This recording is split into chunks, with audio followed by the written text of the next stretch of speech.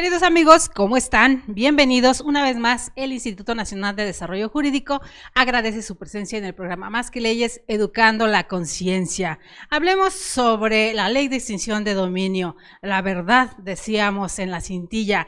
El día de hoy nos dicen, pegar al crimen organizado al combatir los delitos de corrupción, encubrimiento, secuestro, extorsión, trata, robo de hidrocarburos. Esta ley creada desde el sexenio de Felipe Calderón, pero incluso antes, desde la ONU en el 2000, queridos amigos, venimos a hace poco tiempo, el 25 de julio, apenas recientemente, una aprobación. El Pleno de la Cámara de Diputados aprueba el jueves 25 de julio en sesión extraordinaria con 291 votos a favor, 114 en contra y 5 abstenciones, la creación de la Ley Nacional de Extinción de Dominio, la nueva ley, así como la reforma al Código Nacional de Procedimientos Penales, la Ley Federal para la Administración y Enajenación de Bienes y la Ley Orgánica de Administración Pública Federal en la misma materia. Por ahí nos comentaban que a partir de ese momento se dan 180 días para la creación de la misma ley, pero a nivel local. Hoy tenemos el gusto, queridos amigos, de que nos visite, que esté con nosotros la doctora María de los Ángeles Rojano Zabalza, hablando de nuestros lunes de catedráticos INADEC. Bienvenida, queridísima doctora. Gracias por hacernos el honor de estar hoy con nosotros. Muchas gracias, Delia. Para mí es un grato momento compartir experiencias que hemos tenido en la aplicación de extinción de dominio y sobre todo detallar algunos aspectos de interés, de preocupación por parte de nuestra sociedad para que entendamos esta ley. Esta ley sabemos que entró precisamente el 8 de agosto del 2019, pero como lo señalaste tan acertadamente, tiene una vida desde antes, no solo desde la época del señor presidente Felipe Calderón, sino también tenemos nuestra ley que anteriormente era local de la Ciudad de México, donde fue la primera, esto es, éramos de vanguardia. Y 5 delitos caracterizaron incluso su constitucionalidad. Lo que sabemos que esta ley de extinción de dominio dio resultados, dio precisión y por ello la plática del día de hoy. Y por ello, queridos amigos, déjenme presentarles un poquito de su semblanza. Una de nuestras académicas, les he comentado muchas veces el gran orgullo de nuestro claustro profesoral aquí en el Instituto Nacional de Desarrollo Jurídico, que los jueces magistrados comparten su conocimiento con nosotros al mismo tiempo que están en la práctica del derecho civil o penal, y entonces eso engrandece y enaltece esta retroalimentación que tenemos. Nuestra querida doctora María de los Ángeles Rojano Zabalza, con estudios profesionales de posgrado y cursos, licenciatura en Derecho en la Facultad de Derecho en NEP Acatlán, orgullosamente NEP Acatlán y UNAM, maestría en Derecho en la Facultad de Derecho, División de Estudios de Posgrado en nuestra gloriosa UNAM, en convenio con el SJDF, con maestría en Derecho Civil y Familiar en la Universidad de Barcelona, España, con doctorado en Derecho en el Colegio Universitario del Distrito Federal, con curso regular para aspirantes a jueces en materia civil y mercantil en 1988 y de actualización en materia civil en 1988. Por eso, queridos amigos, a ella es juez séptimo de lo civil. Actividades académicas como profesora en la INEP Acatlán, en la UNAM, en la Escuela de Derecho del Centro de Estudios Universitarios, en el Instituto Nacional de Capacitación Política del FETSE, en la Universidad del Nuevo Mundo, en el Centro de Estudios Universitarios, en el Colegio Universitario del Distrito Federal, en el IEJTS JDF y por supuesto aquí en el Instituto Nacional de Desarrollo Jurídico. Como laboratorio de práctica procesal en la UNAM, procesal civil, Universidad Internacional y práctica forense de Derecho Privado en la Universidad Latina, Universidad Internacional, Universidad Hudsemper, Universidad de Pantlato y la Oficina Internacional para el Desarrollo de Sistemas de Procuración de Justicia, OPDAT por sus siglas en inglés, del Departamento de Justicia de los Estados Unidos de América. Experiencia laboral en el ISSSTE como visitadora en la PGJ del entonces Distrito Federal, como agente del Ministerio Público Federal y como una trayectoria en el Tribunal Superior de Justicia del entonces DF, ahora Ciudad de México,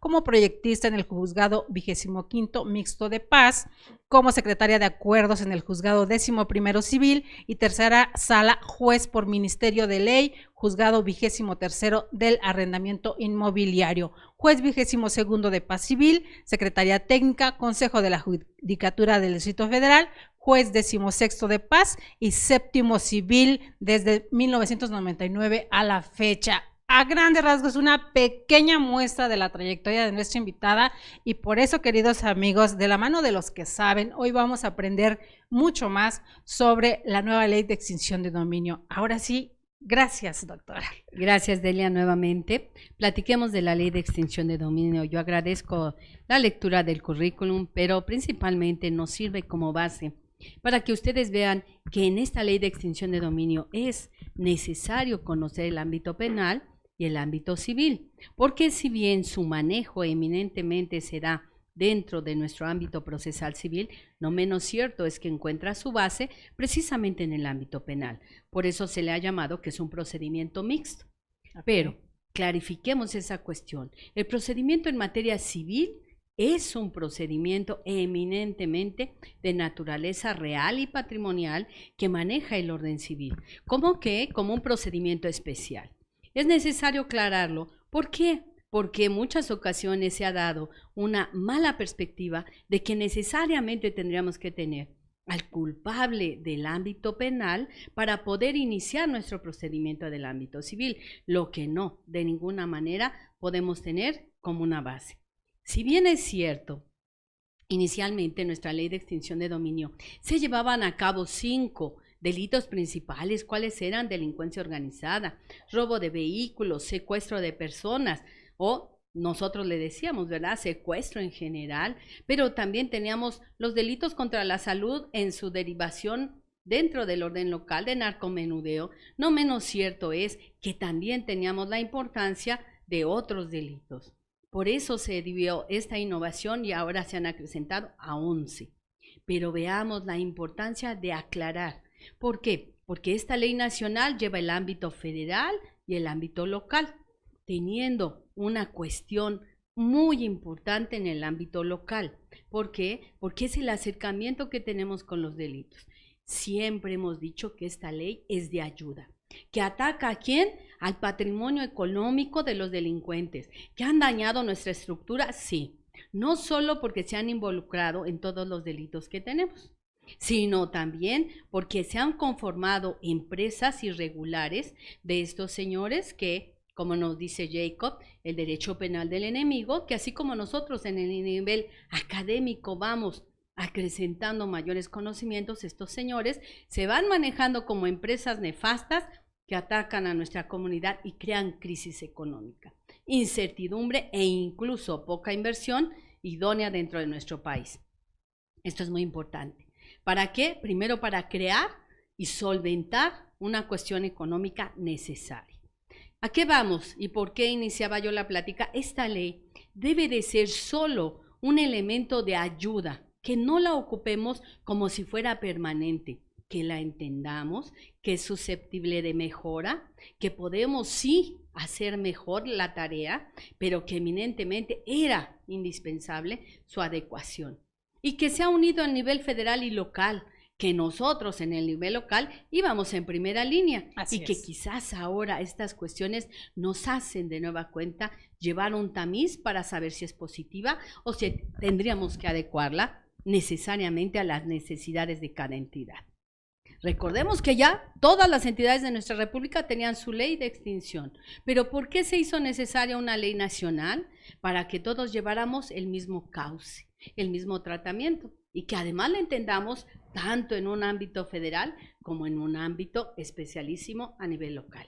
La gran diferencia, porque por ahí no lo entendemos y a veces el sesgo mediático que se le da también tiene muchísimo que ver. La importancia también de pedirles a nuestros compañeros, ¿no?, que antes de hablar así a locas y a tontas, pero pongamos a leer un poquito o dejemos hablar a los que saben para que nos comenten y nos expliquen y llegar a entenderlo. La percepción de la mayoría de la población es leyes para perjudicarme, pero ¿por qué esto es lo que se hace en este sesgo mediático que se le da? ¿Cómo llegar a entenderla, doctora? Y cómo llegar a entender también esta diferenciación hablando desde el sistema penal y hablando desde el sistema civil, porque ahí se conjunta, pero son dos cosas diferentes. Claro que sí, y son varias aristas. La primera de ellas, que nuestra ley de extinción de dominio no nació nada más en la Ciudad de México. Es un compromiso y un compromiso internacional que hemos tenido, y no recientemente. Tenemos figuras tan características como fue en su momento ese gran grupo de la mafia siciliana. ¿Qué sucedía? Eran núcleos que en su caso conformaban un deterioro social. Y entonces se vio la necesidad de imperar una ley adecuada. Tenemos los capos de Norteamérica, de Chicago y todos ellos que también controlaban algunos delitos muy específicos. Y entonces, ¿qué sucede? Las leyes se tuvieron que ir actualizando y nos dimos cuenta que así como ellos tomaron algunos cambios o características especiales para regular la conducta, a nivel internacional se iba haciendo. Y tenemos España, Francia, por parte de Europa, y en Norteamérica tenemos Colombia, tenemos en su caso Perú, Guatemala, tenemos 2 presidentes que penosamente han caído en este rubro de la ley de extinción de dominio. ¿Por qué? Porque recordemos que nuestra ley es contra elementos que hayan sido producto, objeto, instrumento o mezcla del delito. Del delito de los 5 primeros que habíamos señalado. Claro. Recordemos cuáles eran, preguntaremos a nuestros radioescuchas y la respuesta es obviamente delincuencia organizada, robo de vehículos, secuestro de personas, narcomenudeo y, por qué no decir, ese nuevo, decimos, esclavitud del siglo XXI, que es la trata de personas o el secuestro, que ambos han sido muy peligrosos y que si bien la trata de personas la tenemos, anteriormente solamente se le abocaba para la índole sexual y solamente características de las mujeres que habían sido explotadas. Pero ahora nos hemos dado cuenta que hay niños, que hay jóvenes, que incluso, por qué no decir, han sido explotados en toda la gama de los habitantes de nuestra ciudad. Platicábamos cuántos campesinos han sido obligados a cosechar, que los ponían así como los vemos en los programas, las películas que desgraciadamente han fomentado cada día más ese acercamiento. La apología del delito, ¿verdad? Así es, que los teníamos cubiertos, que los llevaban a una producción, que los engañaban o los hacían precisamente trabajar a costa incluso de su salud con un precio muy mermado. Y sigue predominando esto, querida así mía. Es. No se ha terminado. Fíjense que esta lucha no es de un día y tampoco es, como se mencionó en su momento, una guerra. Recordemos que lo primero que tenemos que hacer es cuidarnos como ciudadanos. Aquí crear una conciencia precisamente acorde con nuestro programa, una conciencia propia y cultural. Darnos cuenta que todos requerimos la ayuda, que en su caso no pueden existir suficientes policías para cuidar a cada uno de los ciudadanos. Entonces nosotros también tenemos un compromiso social para ayudar. ¿Por qué cuando vemos un automóvil junto que están asaltando y que van a robar el vehículo, por qué no ayudar? ¿Por qué no llamar a la asistencia jurídica? ¿Por qué no esa policía que pudiera venir de manera inmediata? Muchas ocasiones, ¿qué hacemos? Tratamos de cubrirnos para no comprometernos o para que no me vaya a ver a mí el asaltante y vaya a voltear camino hacia una dirección propia de mi persona. No, no podemos evitar, tenemos que hacer denuncias y denuncias en las cuales todos estemos comprometidos para evadir de ese riesgo a nosotros como ciudadanos y cuidar a nuestros pequeños, a nuestros jóvenes y que no seamos susceptibles de caer en las garras de esta delincuencia. La ley nos ayuda, nos ayuda eminentemente a atacar, no solo a la cuestión económica, sino también medidas ejemplares para que cuidemos nuestros bienes. Hablábamos esa segunda arista entre materia civil y penal. Recordemos que los delitos de primer momento, ¿hacia dónde se van? Mediante una denuncia o querella ante nuestro Ministerio Público. ¿Y qué hacen ellos? La investigación correspondiente. Pero cuando de esa conducta se desprenden cuestiones que afectan bienes, casas de seguridad o los mismos automóviles donde han sido susceptibles de delito, porque hemos tenido ahí precisamente la mercancía, no solo del robo del vehículo, sino incluso de seres humanos, ¿qué se tiene que hacer con esos bienes? Así como el sujeto necesita una reinserción dentro de la sociedad, aquí los bienes necesitamos que los vuelva a recuperar el Estado para poder hacer un beneficio para la misma comunidad. Recordemos que yo tengo el beneficio de mi propiedad, pero siempre y cuando sea para un bien lícito, para que en su caso sea producto de mi trabajo y beneficio para mí y mi familia, no para castigar ni dañar al otro, y mucho menos para utilizarlo como casas de seguridad, que en cuantas de ellos hemos encontrado pedazos de seres humanos que han sido objeto precisamente de un ofrecimiento para darle su libertad. Por ahí, en esta parte precisamente, hablando de arrendatarios, hablando de cuando se rentan bienes muebles, inmuebles, y es donde la gente le choca un poquito o le brinca el por qué si yo subarrendé o arrendé un bien inmueble que tengo, ¿por qué me lo van a, si yo no era parte de ese ilícito? Entonces, para entenderlo, necesitamos entenderlo nosotros los ciudadanos de a pie, precisamente porque le decía, se ha llenado de tanto, se ha le dado tanto sesgo, tantas vertientes, que ya no terminamos de comprender cómo la responsabilidad que tengo como dueño de un bien inmueble, o de incluso un auto, además, de corroborar a quién le estoy subarrendando, a quién le estoy arrendando un bien, y la corresponsabilidad que tengo, hasta dónde me implica. Mira, Delia, esto resulta también de gran preocupación. Recordemos, el que toma conocimiento de la investigación es el Ministerio Público. Sí. Cuando tenemos esta presunción del delito, ya que tenemos el auto de vinculación a proceso, esto significa elementos para poder proceder, él puede iniciar su ejercicio de la acción de vía especial de extinción de dominio ante el órgano jurisdiccional. ¿En qué sentido? Tiene que acreditar, 1, la existencia del hecho ilícito; 2, el bien que sea de propiedad del otro, en el cual se haya cometido cualquiera de los ilícitos mencionados. Ahora recordemos, van a ser 11. Pero 3, muy importante, que en su caso, las más de las veces se le pueda resarcir del daño a las víctimas. Ahora, esta nueva ley que tenemos resulta motivo de estudio por todos nosotros como ciudadanos.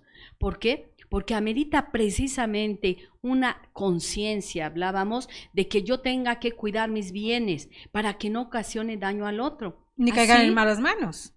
¿También es mi responsabilidad? ¿Qué sucede? Es muy importante. Si yo tengo un automóvil y te lo voy a prestar, yo sé que lo hago con mucho gusto porque eres alguien responsable, porque tienes una licencia, porque lo vas a cuidar tanto cuanto como si fuera propio. Lo mismo sucede. ¿Por qué cuidamos tanto? Siempre lo he repetido, un automóvil, y no cuidamos de la misma manera nuestras casas, nuestras propiedades, nuestros departamentos. Recordemos que un contrato de arrendamiento existe precisamente basado en cláusulas a las cuales podemos adicionar precisamente advertencias previas para que el sujeto no se conduzca de manera equívoca. Y yo siempre he reiterado que así como a tu casa tú invitas a solo gente de confianza e incluso investigas para contratar a alguien laboralmente, ¿por qué no investigamos a las personas que yo le voy a arrendar? ¿Por qué no esas referencias o, en su caso, testigos de abono que le den la credibilidad al sujeto?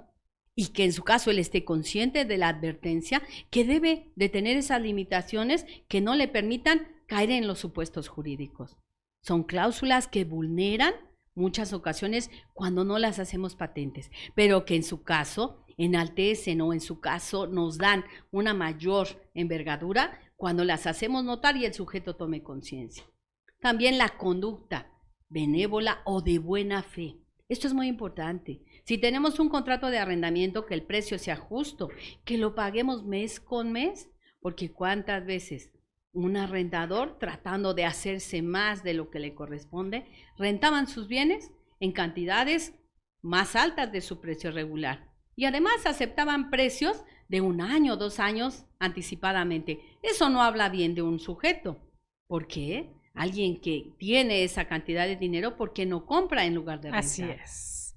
Es cuestión de uno, por eso la corresponsabilidad sí existe en este caso. Y entonces es como, por aquí estuvo el dueño de Bill, Buró de Investigaciones Legales, y decía, incluso si quieres investigar a tu hijo, los amigos de tu hijo, los papás de los amigos de tu hijo, porque ahora ya estamos en una ciudad tan grande, que no tenemos la cercanía como para saber a qué se dedican o mucho más a quién le voy a rentar. Y es muy riesgoso. Imagínate cuántos secuestrados ha habido de la misma familia que han sido prospecto precisamente para extorsionar, y no solo la extorsión lisa y llana de que habla nuestra ley, sino precisamente el tratar de sacar provecho de estas conductas. Pero además del secuestro, olvídate de ello, el robo de vehículos también es muy importante, porque todos y cada uno hemos tratado de lograr un patrimonio, llámese casa, llámese automóvil, y cuántas veces lo utilizan de manera errónea. ¿Cuántas veces ahí tenemos a un secuestrado? Pero que la gente, sabiendo que está el secuestrado, ¿qué hace? Mejor trata de cubrirse para no verse involucrado en esa conducta. Y lo que deberíamos de hacer es de denunciar. Eso sería lo primero que se debería de hacer, la denuncia. Y llegar hasta las últimas consecuencias, porque en ese afán estamos, en la cultura de la denuncia como mexicanos. Nos llegaron a decir incluso por ahí en los medios, escuchamos, como el crear una sociedad de soplones, pero hasta dónde, hablando de los países europeos que nos encanta copiar las leyes o la forma de hacer vida en Europa, pues en muchos de los países esa cultura también está permeando, el denunciar ilícitos de forma anónima o directa hasta que se comprueben las también cosas. Nuestra ley de extinción de dominio habla de una recompensa, pero también habla de una sanción en el caso de que hagamos una denuncia falsa. Ese delito que se inicia precisamente por la falsedad en proporcionar datos irregulares. Para nosotros resulta muy importante, primero, una conducta de principios y valores.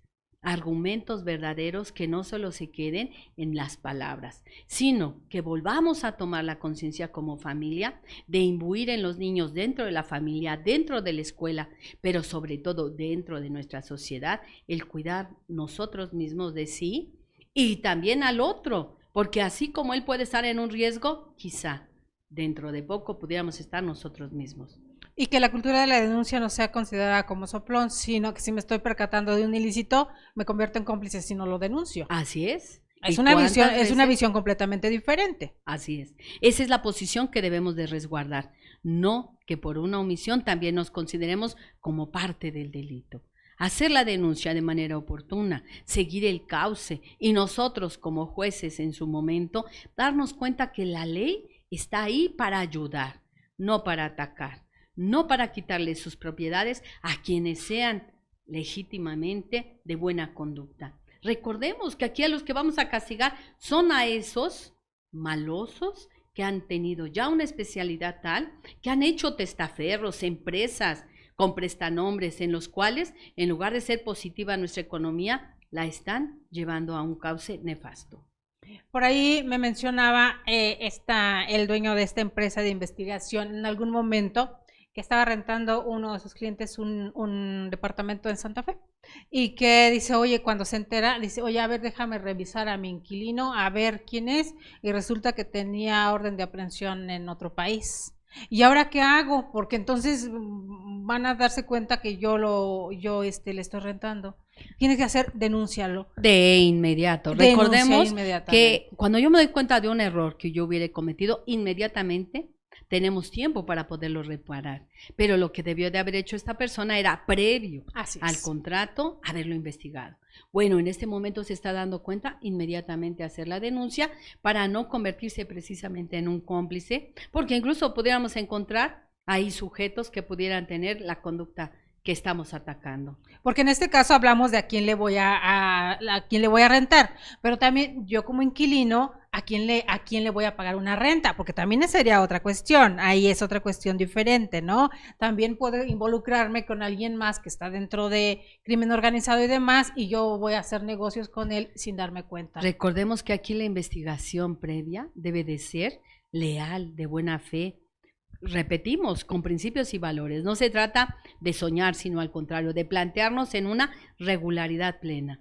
Aquí en México nosotros nada más tenemos la ley de extinción de dominio aplicada en materia civil, derivada de materia penal, pero por ejemplo vemos otros países, como pudiera ser Estados Unidos, en donde encontramos la detección en materia administrativa, penal, civil, e incluso en muchas otras ocasiones pueden estar vinculadas las tres materias. Entonces no estaremos muy lejos de llevar a ese cauce. ¿Por qué? Porque cuánta gente pudiera tener un enriquecimiento ilícito y no justificable.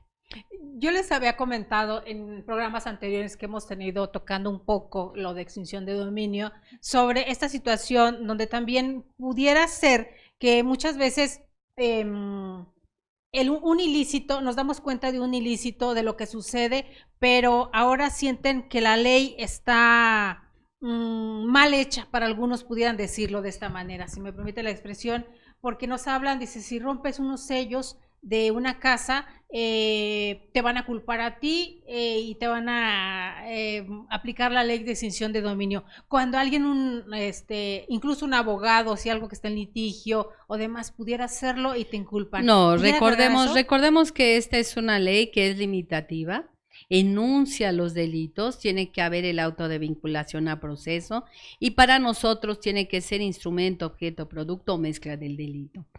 Claro está, tenemos que hacer un análisis de la misma ley en el sentido de no ubicarnos en los supuestos jurídicos que ella misma sanciona. Ajá. Sobre todo se ha criticado no solo el ámbito del arrendamiento, sino también su validez, que en ocasiones se dice la prescripción y la caducidad de la misma ley, pero ella lo ejemplifica.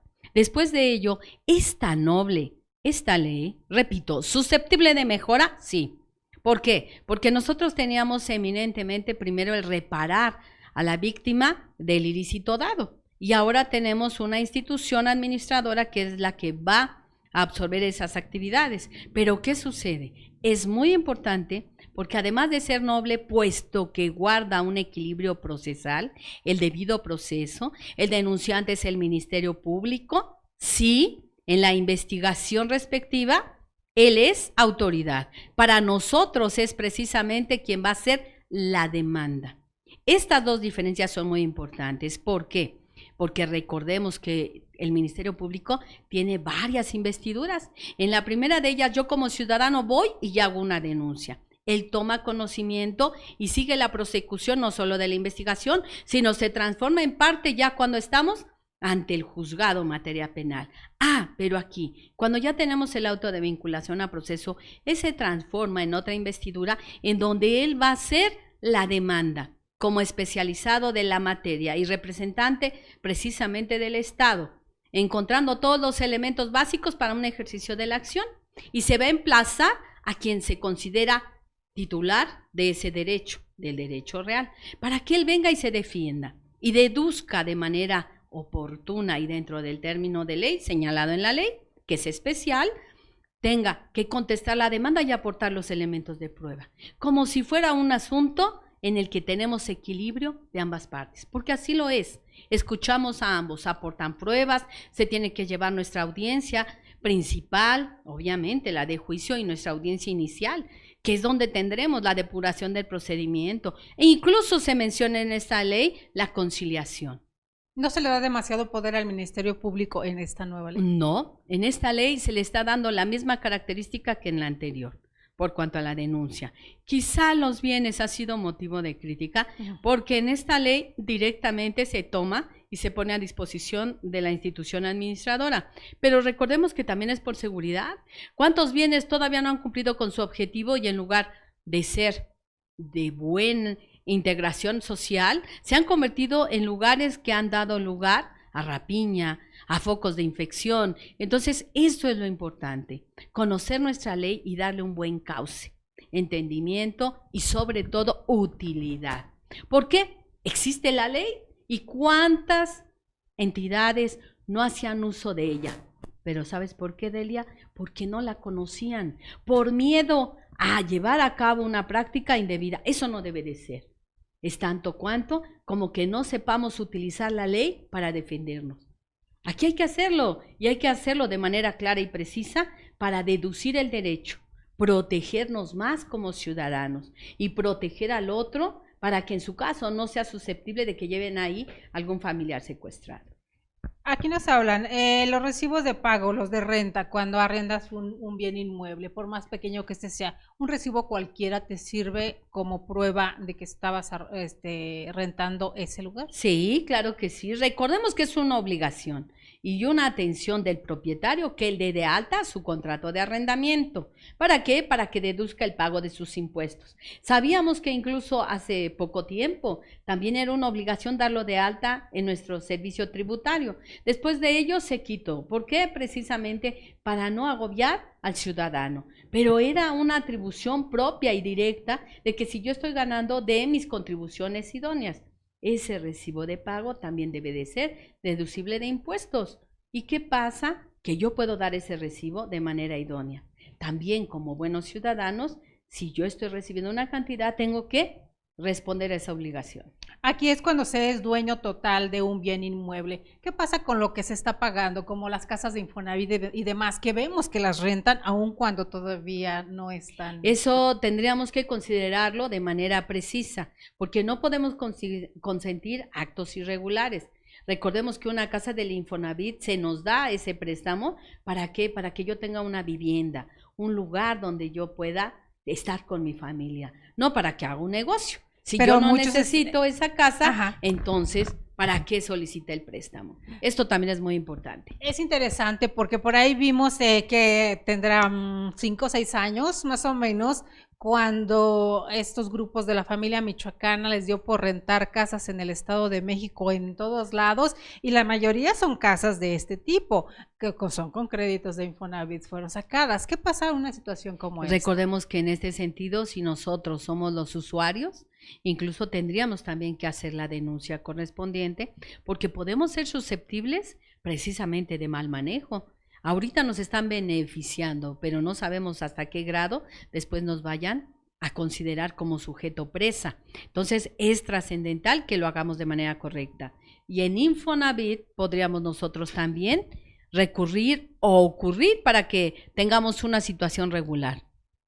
Perfecto. Por aquí, doctor José Manuel Ramírez Tobilla, gracias por estar presente, nuestro querido catedrático de INADEC, también orgullosamente está por aquí Elizabeth Moreno Quirós, excelente ponente y conocedora de la materia, gracias querida.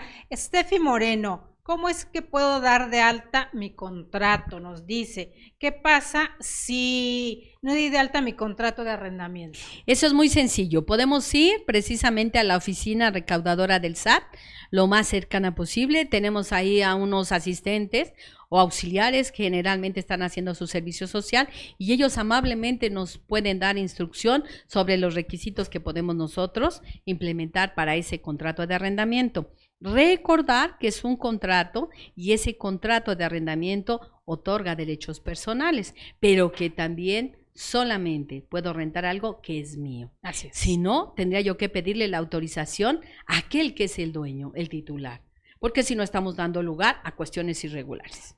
Como lo que le comentaba de lo que aún se está pagando a Infonavit, yo una casa como esa no podría rentarla. Es que ese problema o esa situación permea en todo el país, querida mía. Se tiene, bueno, ya tengo una pequeña casa, pero me tocó otra, o le tocó a mi esposa, o le tocó, y entonces rentamos aquella así para completar la quincena de nosotros. Por eso tenemos que ser cautelosos en relación con las personas que ingresen a nuestra casa y sobre todo con los derechos que yo puedo permear. ¿En qué sentido? O sea, ¿hasta dónde y cómo? No significa que no lo pueda hacer si mi contrato está permitido, pero estamos hablando de instituciones que nos ofrecen ayuda y apoyo hipotecario mediante un mutuo, pero precisamente para tener casa habitación, no para hacer un negocio. Hay que tener mucho cuidado con esa situación, porque imagínense, ya estoy incurriendo en un ilícito y después todavía sin quererlo termino enlazada en un ilícito mucho más grande. Lo que hay que hacer es actuar con la buena fe, la intención de vida para celebrar nuestros contratos.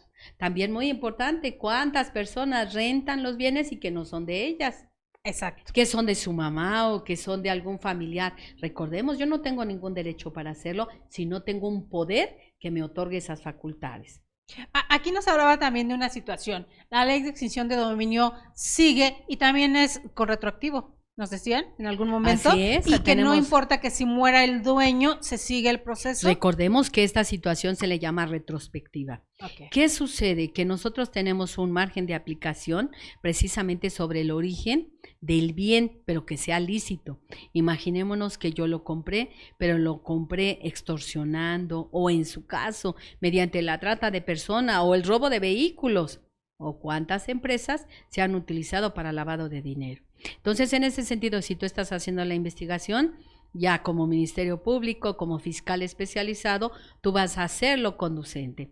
Y recordemos que para el ejercicio de la acción debe enunciarse debidamente el bien con su ubicación idónea y además el verdadero propietario para que podamos ejercitar, en su caso nosotros, la acción ya en la sentencia.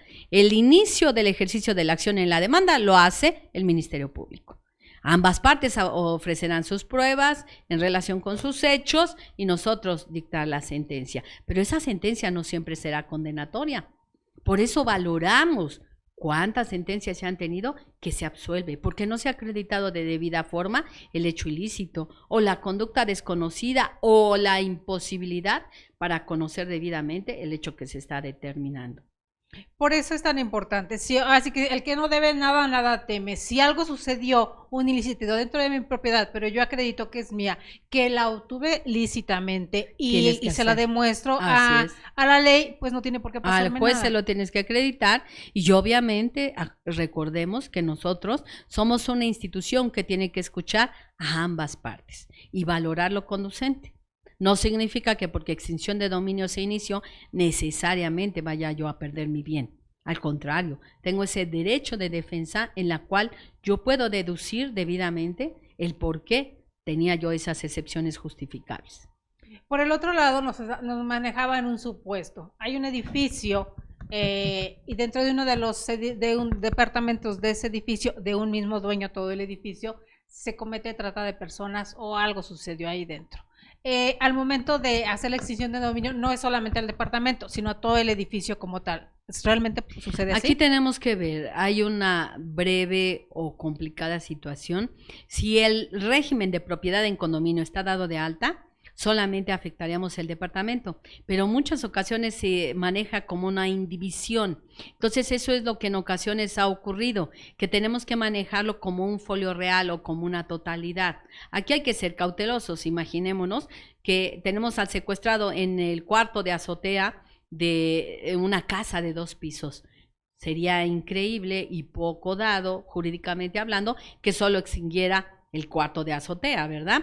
Tiene un registro, tiene un titular y un folio. Entonces, ¿qué sucede? Recordemos que la suerte de lo accesorio sigue lo principal y a contrario sensu también. Entonces, aquí nos afectaría a todo el bien. Por eso era importante, porque yo le decía, este comentario yo lo he escuchado reiteradas veces en los medios, entonces de repente se presta a que el sesgo hacia dónde lo quiero llevar. El problema es eso, que a veces hacemos unas interpretaciones imprecisas. Aquí sí tendríamos que ver, porque si es un cuarto, si es, en ocasiones hemos tenido viviendas, pero viviendas que no están debidamente clarificadas y se maneja como un todo, pues tendríamos que irnos con todo el bien.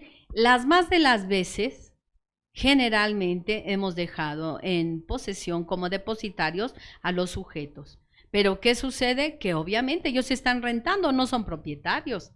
Entonces el propietario es uno. ¿Y cuántas veces ese sujeto es el que se ha dedicado a la trata de personas? Así es. Y que tenemos muchas, incluso niñas. Que han Por eso la investigación es tan importante en cada uno de los casos. Todos son diferentes, todos. Individual. ¿Hasta dónde también la preparación de los jueces? Porque nos hablaban de que debe tener una especialización. No es todos los jueces van a llevar los casos, van a ser... Sí, están designados cada uno de nosotros los que llevamos esta materia. Es más, nos hemos autocapacitado, no solo en el conocimiento de la ley, sino nos hemos especializado y hemos hecho intercambio, consenso y tratamos de unificar las opiniones jurídicas precisamente para llevar una uniformidad de seguridad hacia el justiciable y de seguridad a un trabajo que atendiendo incluso las líneas de la jurisprudencia nos ha dado mayor certeza de lo que estamos haciendo para llevar no solo la ley, sino la interpretación que en ocasiones se pudiera dar lugar. Entonces nos habla que esta ley es como el instrumento del Estado para poder meter en cintura, acomodar esta parte donde el crimen organizado metió sus brazos y de muchas formas está tratando de evadir, no solamente impuestos, no solamente el cometer delitos sin que se pasen por alto, también hablamos del contubernio y la delincuencia, la criminalidad dorada, que esa es la parte de hasta arriba. Nos hablaban mucho de la parte de corporativos y demás. ¿Hasta dónde se puede llegar con Podemos llegar hasta donde nosotros también querramos, no es solo una ley del Estado, es una ley que a todos nos debe de servir. Repito, Esto lo deberíamos de conocer. Siempre hemos imperado una cultura jurídica desde el inicio. Esto es desde nuestras bases para poder entender la ley, para que no solo sea un instrumento del Estado, sino que sea un instrumento de nosotros y enarbolarlo para que se respete adecuadamente. ¿Pero cómo? Pues conociéndolo. Porque en ocasiones no conocemos nuestros derechos, menos podemos exigir las obligaciones que tenga el otro. Aquí hay una pregunta que creo que es interesante. Yo se lo hacía desde anterior a uno de nuestros invitados. La parte está, el caso del CISEN, lo que sucede en Cancún, cuando van por una caja, a decomisar una caja por una denuncia, pero al final se quedan con todo y después quieren que cada uno acredite la propiedad de lo que tiene dentro de las cajas. Cuando hablamos muchas veces de joyas que son herencias de familias o cosas que no puedo probar porque no tengo la factura, ¿qué pasa? A ver, aquí es muy importante, recordemos que no porque yo pierda mi título de propiedad, pierdo mi propiedad. Exacto. Por eso tenemos testigos precisamente que puedan dar cuenta y fe de lo que es de mi posesión y de mi propiedad. La posesión de los bienes nos da una presunción, pero lo tenemos que corroborar precisamente con elementos que nos da el Estado. ¿Con qué? Con una propiedad. Ahora bien, si yo estoy rentando una caja de seguridad, no significa que yo pueda meter ahí cuestiones que sean irregulares o ilícitas. ¿Consideras que sería propio que ahí pusiéramos una pistola con la cual yo hubiera llevado a cabo una cuestión irregular? No. Aunque sea una caja de seguridad, tenemos que tener cuidado de tener una conducta lícita. Eso es muy importante. Ahora, si yo quiero pelear un derecho de mis cosas que están contigo, lo primero que tengo que hacer que es mi inventario, mi derecho sobre lo que yo estoy dejando ahí. Aunque sean las herencias de la abuelita, yo tengo precisamente antecedentes de cuándo, cómo o qué derecho tengo sobre ellas. Entonces, si las voy a depositar ahí, debe de ser por un cuidado especial, no por esconderlas de alguien, que eso es lo más importante. Ahora bien, si llegan y después se quieren quedar con ellas, sí, pero que me justifiquen el por qué. Si yo las compré de manera irregular, entonces sí, pero si yo las compré con el fruto de mi trabajo o me las donaron, debe de haber algún elemento crediticio que corrobore ello. Recordar que la donación se tiene que hacer no solo mediante una escritura o el reconocimiento y aceptación, pero también tenemos muchos de los actos jurídicos que se pueden corroborar. Si yo pierdo la factura de mi automóvil, no significa que pierda mi automóvil. Puedo volver a tener el título que acredite, quizá no la misma factura, pero sí una información que en su caso corrobore desde cuándo, cómo y qué es de mi propiedad.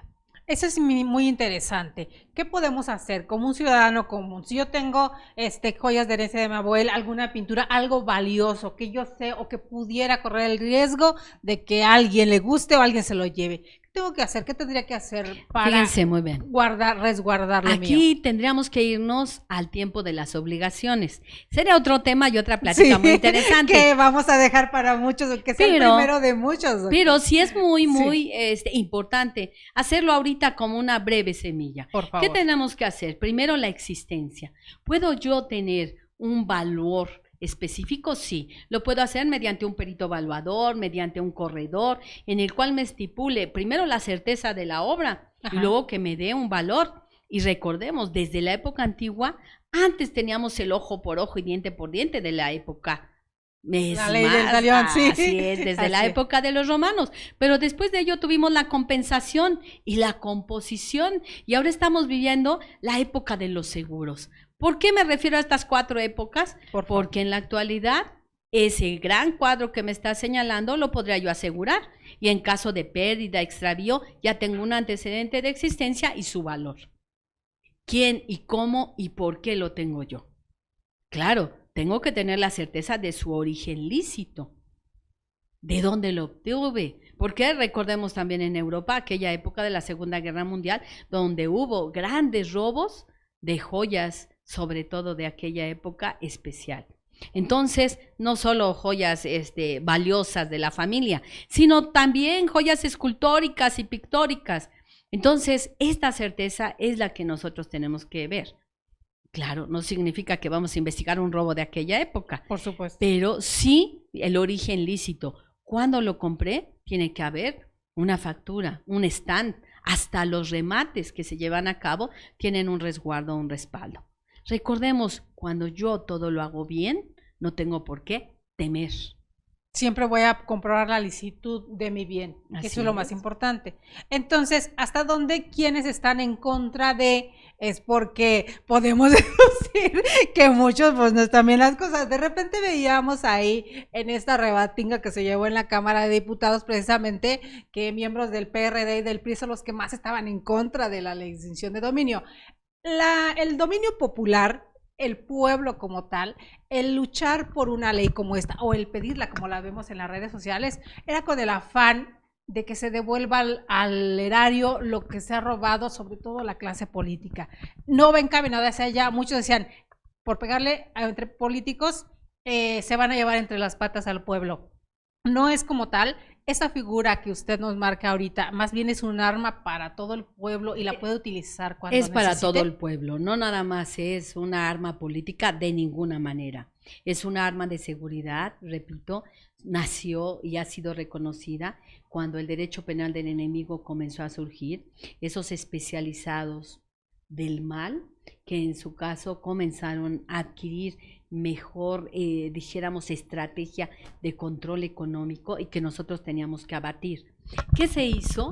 No nada más es para quitar los bienes de quien los tiene, sino principalmente de quien los tiene mal habido. Esa es la intención. Y el pueblo, recordemos, el pueblo somos, porque yo soy parte de mi pueblo, somos los que tenemos que cuidarnos y cuidar no solo a los que están arriba y nos dirigen, sino que lo hagan de manera correcta, que podamos exigir el cumplimiento de las obligaciones. Y eso es lo más importante, tener el cauce, el cómo, ante quién voy a ir y de qué manera. No quedarme callado porque secuestraron a un hermano, a una familia y que tenemos el miedo de que lo maten. Hasta la fecha ese resguardo, ese respaldo depende de nosotros mismos al hacer la denuncia, a tener el menor tiempo posible para poder localizar al sujeto antes de que puedan hacer algo negativo con él. Por ahí vemos de repente algunos académicos, ahora con las redes sociales y que tenemos la posibilidad de leer lo que escribe todo el mundo, que comparte, y veíamos algunos académicos o algunos jurisconsultos que no están muy de acuerdo con esta nueva ley. ¿Qué les diría a ellos? Yo lo que diría es que antes de conocer cualquier figura, primero la estudiemos. Luego veamos la vivencia y su práctica y aspectos positivos y negativos.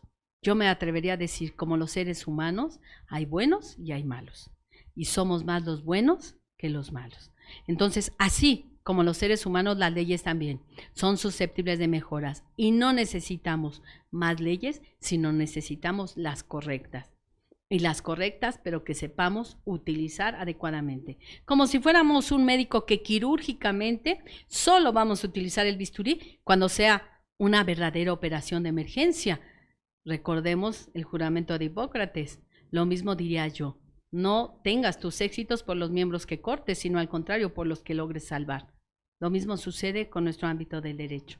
Busquemos salvar antes de cortar.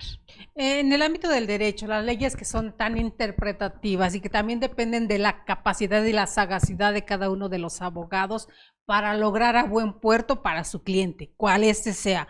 Hasta dónde también tenemos, como dice usted, que adentrarnos y que buscar y rebuscar, y en algún momento se pudiera dar nuevas reformas a esta ley. ¿No se descarta? Yo creo que aquí sería una adecuación. Una adecuación, la ley está hecha, no hemos visto todavía sus resultados, podríamos hacer un análisis comparativo con la ley que teníamos en la Ciudad de México, que dio muy buenos resultados, entonces tendríamos que analizar qué proyecto tiene de vida ella y qué nos va a dar como buenos resultados. Si ya tuvimos una que funcionó y esta es parecida, qué mejor. Creo que ya tenemos una base y esta tiene un proyecto. Todas las leyes son susceptibles de mejora porque van avanzando como nuestra sociedad. No podríamos decir que es una ley perfecta, es una ley susceptible de perfección, pero además positiva. Yo creo que los aspectos que debemos de ver es lo que nos está ayudando. Y sobre todo que también contempla a las víctimas, que era una de mis preocupaciones. Sigue un procedimiento, es más, es tan detallada que yo diría que incluso la de nosotros tenía una suplencia en el Código de Procedimientos Civiles. Esta enuncia todo nuestro procedimiento de manera muy precisa. Entonces creo que en ese sentido trataron de hacer una buena tarea. De subir de 5 a 11, ¿en qué nos ayuda? Yo creo que nosotros teníamos una muy buena ley, que yo hubiera tratado de mantenerla, porque ya nos había dado resultados, pero se hizo una transformación. Yo hablaría de 3 consejos. Recordar, primero debe de haber una involución, luego una revolución para tener una evolución. Aquí lo que hicimos fue una transformación de la ley, entonces tenemos que ver cuáles serán nuestros resultados. ¿Sería comenzar de cero otra vez, doctora? No, yo creo que, no tanto, pero yo creo que sí es una adecuación, sobre todo a nivel federal. Ellos no tenían tantos asuntos como la Ciudad de México, a pesar de que sabemos que a nivel federal teníamos muchos casos, pero la secuencia, sus demandas civiles eran un poco menos que las que tenemos en la Ciudad de México, entonces creo que eso nos puede servir de una estadística. La Ciudad de México siempre como punta de lanza en muchos aspectos, ¿verdad? Así de repente, en esta parte donde la federal viene y la local se tiene que adecuar, porque también cada región tiene sus diferencias, tiene que interpretarse de diferente manera. Por ahí mencionaban que Yucatán no estaba, al estado que no tenía una ley local como tal, ¿le permea en ella la federal? Claro que sí, es aplicable a nivel nacional y recordemos que aquí no es que nos guste o no nos guste. Yo aquí haría un énfasis especial en Yucatán. Nos tocó en una ocasión un caso de análisis que decíamos, ¿por qué los jóvenes muchas ocasiones no delinquían de tal manera? Haciendo un estudio sobre la ley que ellos tenían viva, era porque la conducta de los jóvenes, en lugar de sancionarlos a ellos, sancionaban a los papás.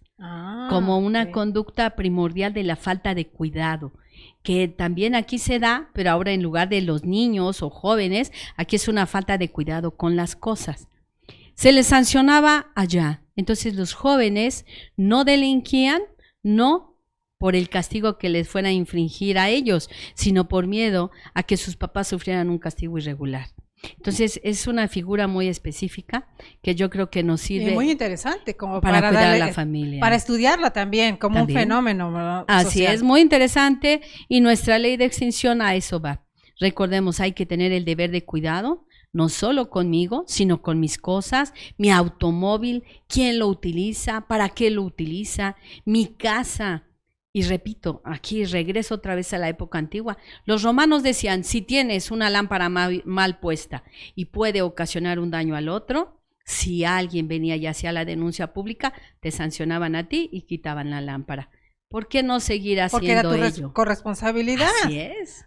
El derecho romano tan maravilloso que todavía hasta la fecha y siempre seguirá dándonos más. Y aquí lo vemos como un ejemplo clásico. Nos exige el cuidado de las cosas para no dañar al otro.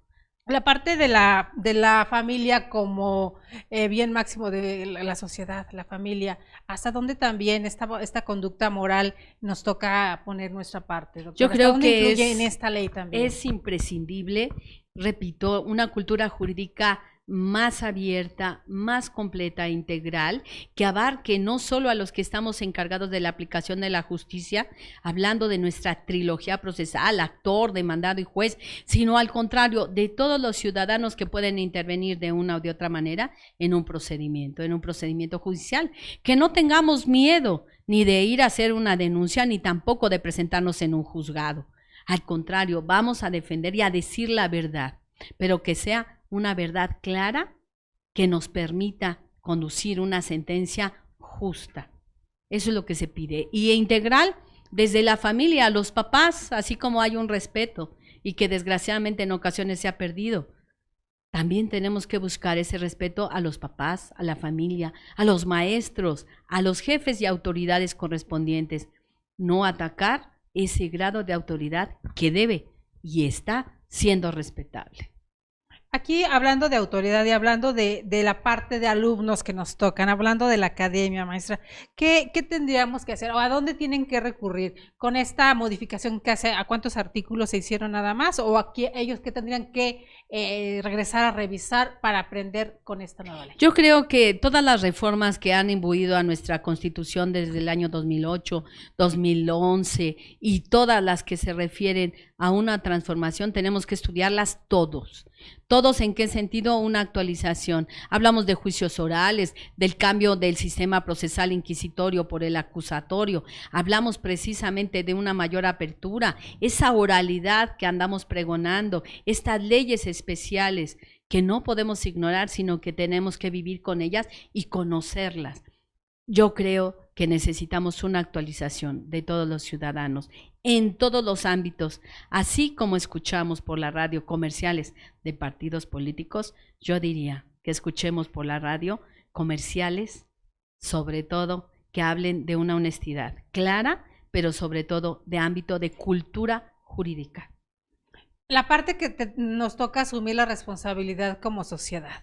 Digo, porque si nos pasamos la mitad de la vida ahora en el Face buscando otras cosas, yo les decía, ya está la Suprema Corte, ya están todos los organismos, están todas las instituciones también con su página de Face. Podemos echarnos un clavado de vez en cuando también a buscar ahí qué nos puede llamar la atención. Así es, y tenemos nuestra jurisprudencia. Recordemos que la ley es lo primero que tenemos que cumplir. Artículo 14, 16 y 17 de nuestra Constitución y 19 del Código Civil. La ley es lo primero que tenemos que cumplir y cuando ella no es clara, no es precisa, tenemos que acudir ¿qué? A la interpretación. ¿Dónde está contenida? En nuestra jurisprudencia. ¿Quién la hace? Nuestro máximo poder jurisdiccional, Suprema Corte de Justicia y tribunales colegiados. ¿Para qué? Para orientarnos, darnos una interpretación de aquello que yo tengo duda, pero no nada más ahí, sino también los principios generales del derecho.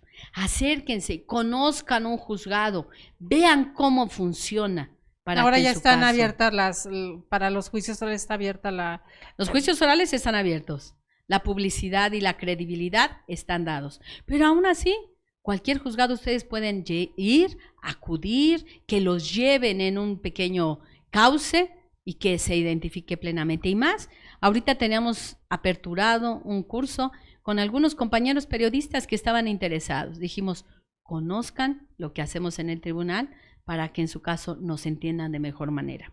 Ahí estamos hablando de una cosa completamente diferente. Hablábamos hace 8 días de periodismo jurídico, que también necesita aprender un poco más, ¿no? Digo, quienes llevan la verdad y la entrecomillo a todo el pueblo, pues necesitamos conocer un poco más a fondo la situación para poder llevarla lo más posible. Y además que hablemos con veracidad. Exacto. No amarillismo que reditúe nada más una cuestión económica, porque caeríamos así como estos sujetos que estamos atacando, sino al contrario, con una verdad y una necesidad del justiciable de conocer, que demos ese conocimiento claro y abierto y una información. No solo la necesidad de ser informados, sino de informar de manera correcta. Y lo señalabas, Delia, muy acertadamente. A veces se trastoca la información con tal de enaltecer, qué sé yo, un canal, una estadística o el un rating, rubro. el llamado rating. Así es. Entonces, veamos con honestidad. ¿Podemos crecer? Sí, pero podemos crecer de la mejor forma. Entonces, donde nos decían que la ley violenta la presunción de inocencia respecto a la propiedad privada. Al contrario, yo creo que todo el sentido que es contrapuesto a la idea que están dando. Nosotros somos dueños y se tiene la presunción de que mi casa la estoy utilizando de manera correcta. El problema es que encuentren ahí a un secuestrado. ¿Qué es lo que yo tengo que hacer? ¿Justificar? ¿De qué manera? No mediante engaño, no mediante duda, sino decir claramente, yo lo estaba rentando, aquí está mi contrato. Yo había advertido sobre cláusulas que vulneraban en su caso una conducta irregular y que en su caso nos daban una mejor permeabilidad a mi obligación y no obstante ello estos sujetos lo hicieron. Inmediatamente que yo me enteré hice la denuncia, pero no cerrar los ojos o ponernos una venda para no involucrarnos con el error. Porque eso nos haría agrandar el problema. Así es. Maestra querida, aquí nos decía, todavía falta tiempo para ver cómo va a marchar o qué estadísticas nos va a arrojar esta nueva ley, esta nueva forma encontrada con la otra. ¿De cuánto tiempo estaremos hablando para darnos cuenta de Miren, resultados? generalmente nuestros asuntos ahora son muy ágiles. Estamos hablando de una permeabilidad en el inicio de un asunto y su terminación de 3 a 6 meses, sobre todo tomando en cuenta la oralidad. Este procedimiento también es un procedimiento especial que tiene unos términos muy ágiles. Entonces nosotros, dependiendo de la actuación de nuestro Ministerio Público, veremos resultados en corto tiempo. Bueno, pues queridos amigos, ¿qué les puedo decir? Yo le decía a nuestra querida doctora, es una hora y es de mucho tiempo porque no hay comercial ni nada. Pues ya llevamos más de una hora, doctora querida, y se nos va el tiempo rapidísimo. Y queridos amigos, vamos a tener que cortar porque nuestra querida doctora, ella viene a dar clases, estamos acá en Insurgente Sur 623 y da clases también aquí con nosotros. Entonces, no le queremos robar mucho tiempo a los estudiantes que deben estar esperando. Pero doctora, que sea la primera de muchas que nos visite. Muchas gracias, Delia. Temas tan importantes como este, hay muchísimos que nos puede usted compartir y darnos luz de esta manera tan amable, porque yo les decía, no necesita hablar tan técnico para entender, necesitamos que el pueblo nos entienda. Yo lo entiendo y agradezco primero tu invitación, segundo tu apertura, que no son temas fáciles y que además han sido de polémica, incluso de injusto calificativo. Entonces, conocerlos y conocerlos a través de ti, de este programa, de las palabras sencillas y claras que llegan a todos, creo que es una fortuna. Muchas felicidades por este programa, muchas gracias a INADEC, muchas gracias a nuestro ingeniero que se encarga de este trabajo y que tenemos, gracias a ustedes, la fortuna de escucharlos. Pues gracias al doctor Anatolio González Emigdio, el rector del Instituto Nacional de Desarrollo Jurídico, queridos amigos, que es quien nos hace con esta visión que tiene, nos hace el favor de hacer esta mancuerna y participar de acá con ustedes. Los temas sabemos que muchas veces no quieren interrumpir, pero todas las preguntas y cuestionamientos pueden mandarlos y se los haremos llegar a usted directamente, porque sabemos que incluso muchos de sus alumnos iban a estar pendientes, pero no todos quieren hablar porque entonces ya queda grabada ahí la pregunta y no a todos les gusta mucho. Gracias, maestra, nuevamente.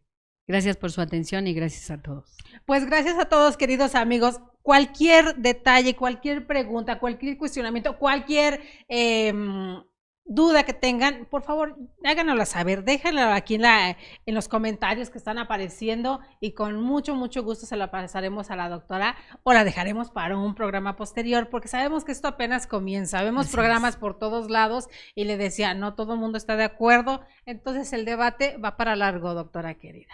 Gracias, Delia, y muy buenas tardes a todos. Muchas gracias, queridos amigos. Pues a nombre del Instituto Nacional de Desarrollo Jurídico, a nombre de quienes hacemos el programa Más que Leyes Educando la Conciencia, muchas gracias. Mañana tendremos nuestro martes de Salud y Justicia. Mañana estamos a las 11 de la mañana. Vamos a tener un programa muy especial, como siempre, hablando sobre derecho sanitario, sobre derecho médico, temas muy importantes que debemos conocer todos también, porque la salud es lo más importante también en un país, doctora. Así es. Un país sano es un país que tiene mucho que dar todavía. Funciona mejor. Muchas gracias. Gracias, queridos amigos. Soy Delia Leones Alvarado. Nos vemos mañana. Buena tarde.